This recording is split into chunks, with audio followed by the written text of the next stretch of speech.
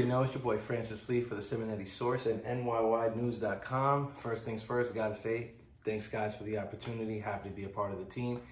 And to everyone watching, man, we're gonna be working hard, all of us, the writers, the video makers, and of course the two guys putting this together at the top to bring you guys great content throughout the season. And hopefully it's gonna be a great season full of great content to share with you all. So let's jump right in. This video is gonna be called Nothing But a G Thing, as you probably already read. And the reason is because I'm gonna be talking about 4Gs, 4 players that are gonna be very interesting to watch throughout this 2021 season, right? And I'm gonna start with none other than Brett Gardner, the Gardy Party himself. As you see, Aaron Boone's trying to hold him back, but nobody can hold this guy back from signing yet another deal with the New York Yankees and coming back for 1 year, maybe more. In the beginning of the offseason, I know this was a very polarizing topic in the fact that people didn't know whether they wanted him back or not. There were some people who were, sworn to, I don't want to see this guy back in pinstripes. I think we need to use the money elsewhere. I will be lying if I said that I wasn't leaning closer to that camp. Personally, do I have anything against Brett Gardner? No, he's been a great Yankee, and anyone who says otherwise is just kidding themselves. But at the outset of the offseason, I thought, listen, it's going to be very tough to rework the team the way that we need to with the amount of pitching that we need and what have you. So let's focus on other things. Let's focus on the Mayhew or trading for Lindor, whatever it's going to be, right? And then, we'll see. We'll see with guys like Gardner, right? I don't think we should have, made it a priority. That's all. That's the camp that I was in. But after seeing the moves the Yankees were able to make and seeing how they were able to bolster the rotation, how they were able to bolster the bullpen, and whether you like those acquisitions or you think they're going to fall flat on their face is a conversation for another day. I'd love to have it.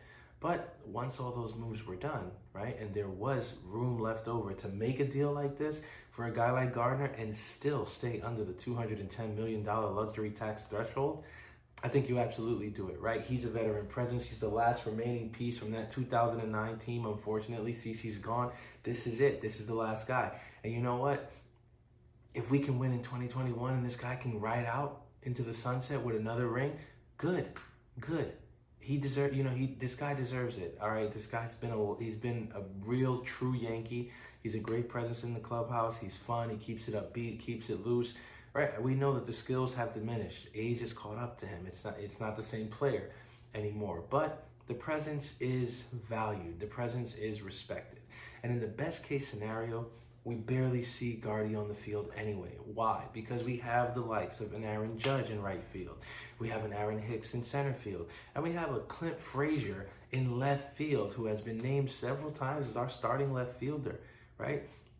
We're not worrying about Gardner taking at-bats away from Clint anymore, or even Hicks for that matter. We got Talkman, right, also, and now we have Gardner. And unfortunately, the Yankees need to have these insurance plans, right? We saw that the replacements thing worked for a little while there, but eventually it caught up to us, right? And we saw it last year in the shortened season, right? When guys are going out and, the guys are coming back up, people are struggling, right? It's good to have veteran guys who the moment will never be too big for them just to come in and take a couple at-bats, maybe on a doubleheader, right? Maybe on a few rough back-to-backs, a lot of games in succession, and the guys need a break. Let Gardner get an at-bat here or there. It's not a wasted at-bat. It's a veteran at-bat. He's gonna really focus in and he's gonna be ready. So to be honest, gotta say happy Gardner's back, and I hope we get him a ring before he's officially done being a Yankee. Moving on, this guy, Domingo Herman. Has there been a more polarizing topic in all of sports, right? When it comes to this should a player's actions off the court, off the field, affect the way that you're looking at them looking at their performance when they're on the field between the lines, right? And that is a very difficult topic, right? And we could do a whole video about that would last maybe an hour, right? Maybe that's a talk that we need to have. But for now, I want to focus on, what's been surrounding him now at spring training. And the first thing I want to say is that we all have to be aware that right now, for all intents and purposes, Domingo Herman is a New York Yankee. He is on our team. He is a pitcher on our team at the moment, right? Me, as a fan of the Yankees, it doesn't mean that I'm a fan of what this man did, right? It means that I'm a fan of the New York Yankees, and he is a player on the New York Yankees. And when he is playing for the New York Yankees, I do not wish him to fail, because I don't want my team to fail, because my team is much greater than this one player or this one player's actions, right? And I think that is a mentality that a lot of us need to begin to look to. It does not excuse what he did to his girlfriend. It does not excuse how he responded to what he did, right? Domestic violence is a very serious issue, right? And him playing well is not gonna excuse that, right? Because at the end of the day, like, he can play well, he can pitch phenomenally. The guy can win a Cy Young and be our best pitcher, taking us into the World Series. And at the end of the season, what I'm going to say is, wow, Domingo Herman, great freaking pitcher. I mean, he did phenomenally, right? And if you ask me, what type of guy do you think he is? I don't know. He might be a little bit of a scumbag. It's just, that is what it is. But we, listening to the comments that are coming out of camp, you got to be a little bit leery, and here's why, right? You hear guys like Zach Britton, you hear guys like Luke Voigt, big voices, right? Big voices. We know all the work that Zach Britton does with the Players Association, and we know how big a voice Luke Voigt has become in that clubhouse in his short tenure with the Yankees, right? When these guys are saying, hey, you don't get to pick the guys that you're teammates with, or this guy's on thin ice, right? He's going to have to prove to us that he's making the changes off the field that he needs to before we really let him back into the brain trust. These are very serious comments. And while I do respect where they're coming from, and I do believe that they're genuine, especially with guys like Britton and Voigt, who are just stand-up guys, my question is, do we need to know that, though? Like, us as fans, did we need that information? I know that some fans were really happy to see it. They were like, that's right, yeah, tell them. But at the end of the day, it's like, I don't necessarily want to see my teammates pit against each other, right? And this is not exactly what that is, right? When Luke Voigt calls out Herman or Zach Britton they're calling out a teammate, they're calling out a brother on their team, right? But when the media takes it, now there's spin, and you have people talking about, how this guy's gonna have to, really, really battle to earn back the trend. Like, these guys aren't gonna support that, and we don't know that.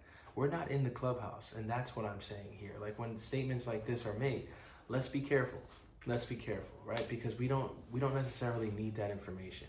All I need to know when a question like that is asked, if Zach Britton or Luke Voigt says, don't worry about it, it's definitely being handled in the clubhouse, you can leave it at that. You don't have to give us more than that, right? Because we don't need to know more than that. What happens in the clubhouse between these guys, that should be between them, and that's a sacred place. We don't need to know every detail, right? I trust that these guys are going to be doing what they need to do to make sure this guy pays for what he did, right? But also bringing him back into the fold, helping him grow as a teammate, right? Because the best way that you can lead this guy is by example, right? So let's see what Herman does this season. But moving on, this guy, Giancarlo Stanton, this is a recent picture, spring training. He looks a tad bit leaner, which you might say, not a big deal, right? Because he's still pretty muscular, still big. It is a big deal, and let me tell you why. Normally, Giancarlo Stanton reports to spring training even more cut up, even more bulked up, right? Because he spent the entire offseason lifting heavy weights and working out the way he always does. So he shows up back up looking like an Adonis or something, like he's ready to pose for the naked issue of ESPN magazine again. This season, not so much. Here's why. Cressy, they're doing yoga now, right? Now I don't know where you guys fall on the whole yoga thing. Does it work? Does it not work? Or whatever. Me personally, I do think it works. But you can't. There is something to be said for the results that I've seen so far with a guy like Stanton and Judge. Not so much physical results, but just the results that they're speaking about, right? These guys seem to really have bought in to Cressy's technique. That to me is the key. That to me is the important thing, because signing this guy on to do, what he's doing in terms of our, performance and our endurance and our stamina and basically overall health of the team is nice. But if the guys don't buy in, and when I'm talking about the guys, I mean Judge, Giancarlo, the Mayhew, the big guns, it's not going to be worth anything. The fact that I see Giancarlo and Aaron Judge saying that they're out here doing yoga and not lifting heavy weights, that is huge, okay? That's big buy-in from two guys, probably the two guys who needed to buy in the most for this to even have a shot at working. So this is big. Hopefully, it's going to be the help that we want it to be, and hopefully we see a lot more Giancarlo Stanton this season. Why? We saw him in the postseason, and the guy was electric. phenomenal. We saw what we thought we were getting when we traded for him. That MVP caliber type bat that is literally a danger in any situation in a postseason game. And that's something that I must say personally, I loved to see, because this guy was getting killed constantly his entire time that he's been a Yankee. Now looking at him, he's there, taking some reps in the outfield, which is interesting because towards the end of last season, Aaron Boone said that he saw Giancarlo Stanton as mostly a DH moving forward. But here we are, we see him, he's got the glove on, he's taking outfield work. Now you might say, Francis, not a big deal. He's just taking his reps like everybody else. I mean, Andujar's taking reps at third base, and we all know he's not touching Gio's spot. Shout out to Gio, he'll be in the sequel.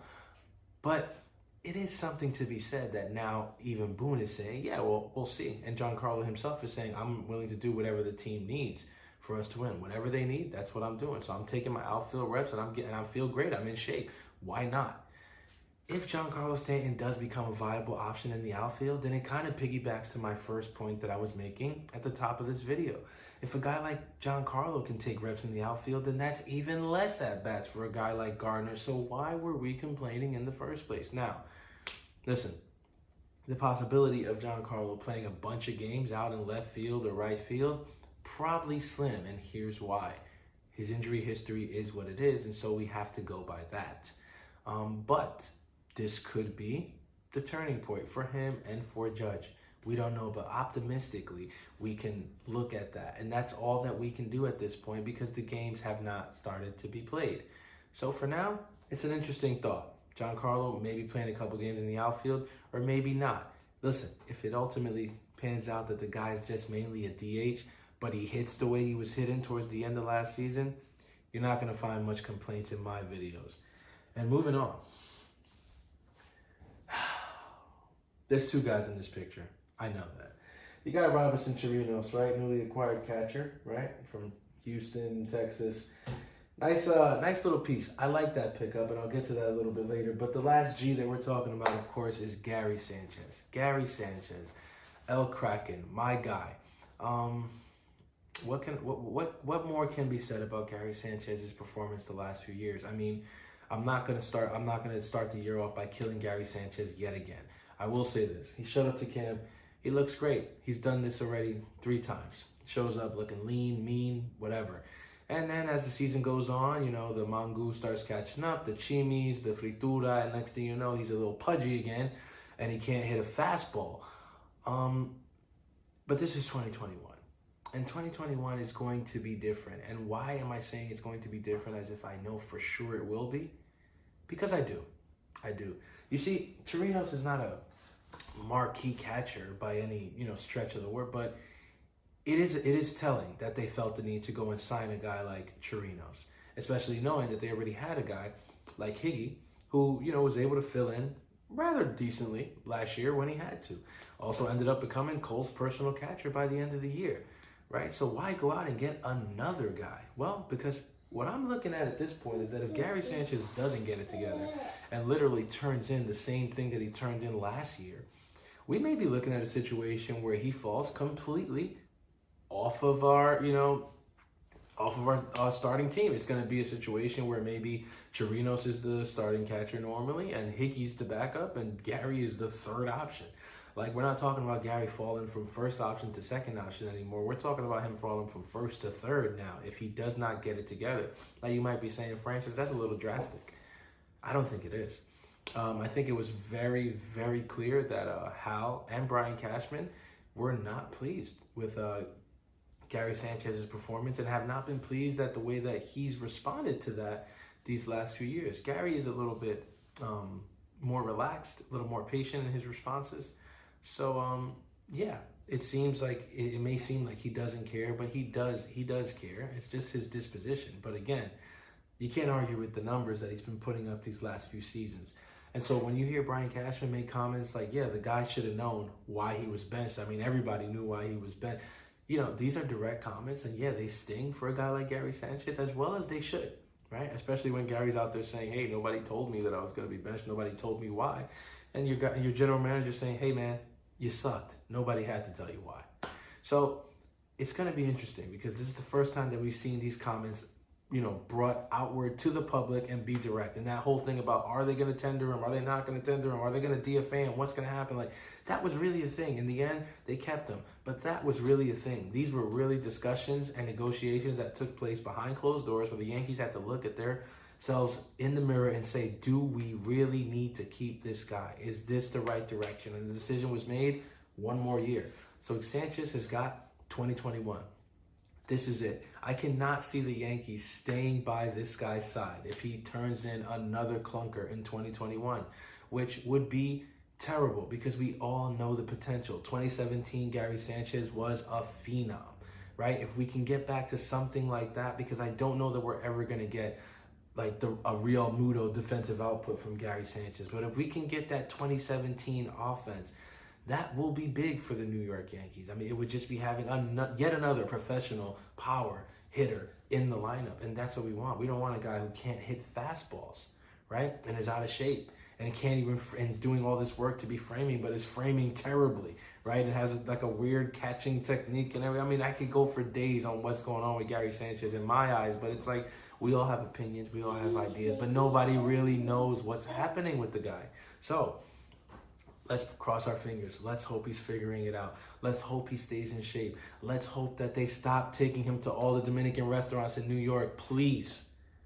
Let's hope that we see the Kraken again in 2021. You guys already know it's Francis Lee for Seminary Source and NYY News. Checking out. Enjoy the game today.